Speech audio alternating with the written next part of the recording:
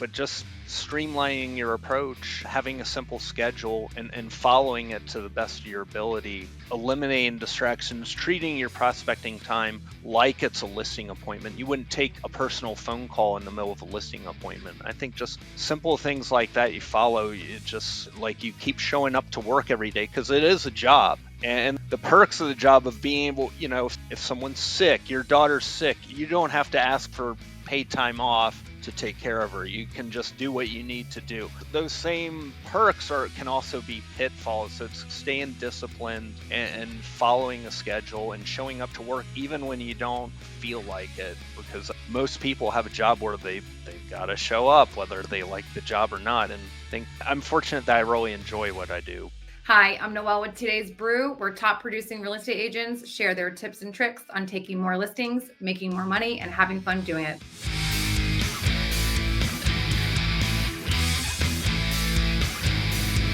On today's episode, we welcome Dan Harnsberger.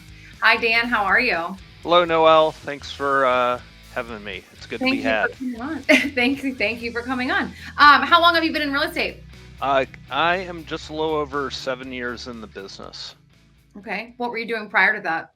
Gosh, prior to that, so I was in logistics, which I was doing that here locally. So that really helped me to get to know the area. Mm-hmm. So I feel like everything I did prior to, the 7 years prior, and then I started investing in real estate prior to becoming an agent. So all that kind of led to where it helped me hit the ground running a little bit as an agent. Okay, so was investing in real estate kind of what inspired you to move into the real estate platform? So it's funny. So I got into real estate for what seems like a crazy reason now. I wanted to be in property management because I had, some rentals. So I'm like, well, surely I can just start managing other people's. But I found that you had to be licensed to do anything with anyone else's property for a profit. That's in the Virginia State Code. So I wanted to be legit. So I got my license, hung it at a brokerage at the time, and then I figured I better sell some stuff or they Mm-hmm. won't keep me around. So I was plugged into the investors community here. So I found a lot of deals just off market and would take a commission representing them as buyers. Mm-hmm. And this is 2017, so it was a totally different world then in a lot of ways. And yeah, these were smaller price points, but it was like a proof of concept. Like, okay, I can sell real estate and make a commission from doing so. So it made it real. And then I really started branching to sales the next year, especially. Yeah, I was going to say the idea of property management probably fizzled out pretty quickly. It not as quick as it maybe should have. So I did it all the way through January of 2021 was my last month doing it. I sold my book of business to another management company. We built to like where we're managing just under 100 units. Mm-hmm. And what I did, I gotten into coaching about a year and a half before, and what I realized was I was taking about 50% of my time in property management and 50% of my time as an agent, and management was making me only about 25% of my income. So Yep. it became a no, from an analytical person, it became a no brainer. So I sold that book of business, and my GCI, gross commission income for the folks at home, that jumped to 140,000 just that year. Just from eliminating, wow, because you were able to focus all your time on finding listings. Yeah, for the first time in my life, I was all commission. So So what did all right, so what's your goal this year in real estate? How many transactions are you trying to do? 60. 60. And are you on track for that? Yeah, I believe so. It's weird with real estate because it's not like it's hard to determine, are you truly on pace or not. Mm-hmm. But I'm 42. We're talking at the beginning of October. I have 42 closed, 7 pended, like 6 active and a couple coming soon. Um, I've got other buyer sales too. So like we're on track, not Okay. quite there, but like yeah, need to keep I'm gonna keep pushing no matter what. I Are mean, you I'm on not a team or is it just you? I work solo, so I'm Okay. with the XP, but as a solo agent. Okay. So let's talk about how you are finding your listings in your business. Do you Um, prospect? yes, yeah. So what getting into coaching really showed me was when I first started, like my second full year in the business, I sold 30 homes, but it wasn't like there was nothing replicatable about anything I was doing. Like I was just hustling. I don't think you can coach work ethic, but you can learn how to make that more efficient. So yeah, I developed a prospecting schedule, and I would say like 50% of my business is repeat clients and referrals from that database, and then the rest is really spread out. I mean, 20% is probably or not probably, 20% expired and canceled listings, and then the rest is divided between online leads, Mhm. for sale by owners. I've turned a few of those. I do a lot of circle prospecting to market my listings, because I believe when someone hires me, they Circle. deserve that. Yeah, they deserve an active agent rather than someone just sits back and prays for a Mhm. buyer to come.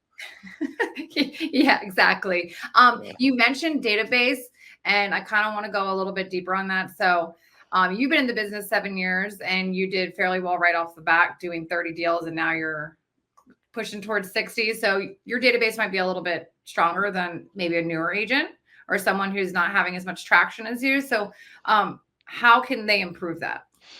I think that's where area where I could really stand to improve. I think in terms of just my engagement with them, because I do quarterly calls with them. Some of my A clients who have referred me business, I'll call more often. But I think that's something where I see myself in the next year really stepping up by having like a stronger like closing anniversary gift program and things like that. Because I think I just need to do an extra level of care. But for people who are starting out or maybe just haven't tapped into their database like they should, I would first say like whether it's a spreadsheet or we get KV Core as part of our membership with the EXP, just whatever, a piece of paper for that matter, just write down everyone you know in your area who's not an agent who could possibly refer you business, and make a program to call them. Okay. Okay. But that seems easier said than done sometimes. Like some people are more comfortable calling expireds and FISBOs and strangers in general, even myself. And then reaching out to friends or family is harder for people. Why is that? I think sometimes it's the thrill of the chase. And I know, like, some of those like multi-level marketing schemes. I think, or if they're schemes or not, whatever. Like those, someone will come and approach you, and like you don't. I think for me, it was maybe not wanting to come off as that person Mhm. to your friends and family. You don't want to alienate them and make them all of a sudden not want to hear take your call. Yeah. Yeah. Um, Be too so I pushy. think, yeah, so I think like part of it's just offering value, like something actually valuable. Um, and I do find, yeah, it's easier to make those calls to like past clients versus friends and Mhm. family. But you got to remind people of what you do, and you can do that we're in sales. We have to realize that, but I think you can do it in a non-salesy way at the same time. Yeah. So, I mean, I know we're in sales. I don't know if you have children, but I have a daughter, and she's always been like, "Oh, I'm going to do this with you and that with you," watching work, and I'm like, "No, no sales. Don't get into sales. Like, do something else. Don't do sales." Because you're right. This is sales, and a lot of people try to portray it as, I want to help people. I'm here to help people, but really, that's great. And we are here to help people and make the transition smooth and have everything go well. But we are sales, like you said. So we need assistance, and having a coach can provide that. And I kind of am curious as to how long it took you to get in with coaching and what they've done to help change your business. Yeah, great question. So I I got really lucky to get into coaching because I think like it's this isn't like a paid advertisement for Mike Ferry, but like I'm in Mike Ferry coaching and I just know myself if I had gone to other coaches seminars where they're like having you take a selfie and put yourself on live stream dancing or some stuff Mm. like that, it Mhm. would just been off-putting to me and I would have been like this is just silly. um and where Mike Ferry was it's so direct. He has just such a great way of like keeping things really simple because as he says the business is simple, it's just not easy. Correct. uh, so but just streamlining your approach, having a simple schedule and following it to the best of your ability, eliminating distractions, treating your prospecting time like it's a listing appointment. You wouldn't take a personal phone call in the middle of a listing appointment. I think just simple things like that you follow, it just again, like you keep showing up to work every day because it is a job. Mm-hmm. And the perks of the job of being able, if someone's sick, your daughter's sick, you don't have to ask for paid time off to take care Yeah. of her. You can just do what you need to do, and simultaneously you could just go to the pool or what, or Yep. go to the Yep. spa or whatever. Those same perks are can also be pitfalls. So it's staying disciplined and following a schedule and showing up to work even when you don't feel like it, because I Mhm. mean most people have a job where they've got to show up whether they Yeah. like the job or not. And I think I'm fortunate that I really enjoy what I do. But Yeah. So what time are you getting started? I'm gonna assume you prospect in the AM. yeah, yeah, I do 8 to 11 for cold leads and then 12 to 2 for follow up. Okay. So how many calls is it taken for you to get a listing appointment?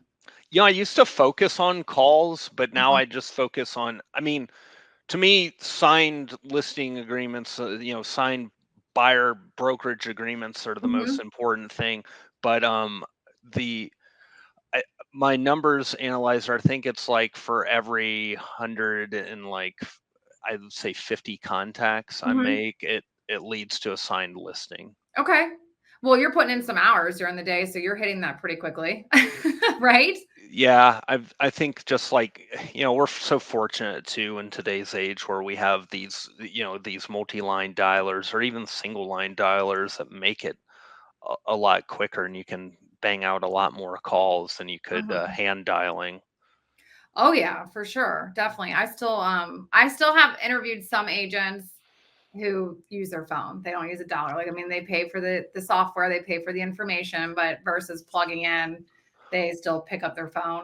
I'll do both. I'll do both. I'm just careful because like I don't want to get marked as spam, so I'll mix it up Yeah. because I've done enough hand dialing where I have, and that And you can get marked as spam. yeah, and that can become problematic. Oh, absolutely. So all right, well let's move on to mindset then, since we kind of just talked about that. When things do get a little iffy and a little difficult during the day or the week, and how do you keep showing up for yourself? I mean that's a great question. I mean, to me, they're still going to be sending me those gimmicks in the mail they call bills, and if I don't have a means to pay them, they're going to shut my shit off. So, um, so I mean that's enough incentive to me. But I don't want to just survive. I want to thrive. So it's we have this incredible opportunity. I mean, I don't know too many other jobs where you could.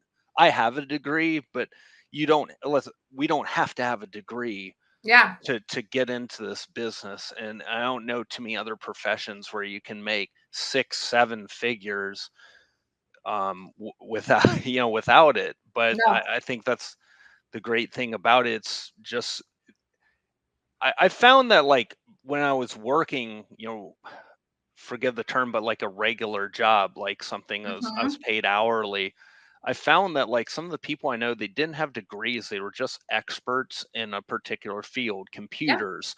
One guy was office furniture sales, and they made a good living as a result of it. And I'm just glad that I found an interest in real estate and liked it. Oh, I just realized I didn't answer one of your like part of your earlier question, how I found coaching. I was at the brokerage I was at before. It was not a really serious sales focused place. Mhm. Despite all that, one day a bunch of us were asked to go to the Mike Ferry. They had like an East Coast retreat. Yeah, in DC That's again. Yeah. yeah, yeah, it was at the MGM, and Yep. this is in 2019, so right before COVID. Thank goodness, because Yeah, I like, think I was there.